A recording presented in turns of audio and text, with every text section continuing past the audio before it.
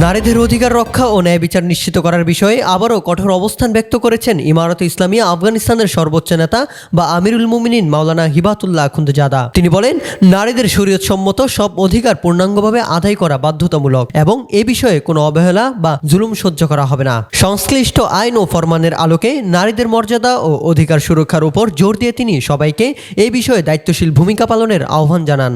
ভালো লাগার প্রতিটি মুহূর্তে থাকুক একটি সুন্দর পাঞ্জাবি শপ বিডি, আপনার সিগনেচার লুক। শুরু বসুন্ধরা সিটি, ঢাকা। পাশাপাশি নারীদের শরীয়তসম্মত অধিকার নিশ্চিত করার যে অঙ্গীকার করা হয়েছে তা পূরণ করার গুরুত্ব তুলে ধরেন। মাওলানা হিবাতুল্লাহ আখুন্দজাদা নারীদের প্রতি জুলুম করা বা তাদের মর্যাদা ক্ষুণ্ণ করার বিষয়ে কঠোর সতর্কবার্তা দেন। তিনি বলেন, ইসলামী শরিয়া অনুযায়ী ন্যায় বিচার প্রতিষ্ঠা করে নারীদের প্রাপ্য সব অধিকার যথাযথভাবে আদায় করা বাধ্যতামূলক।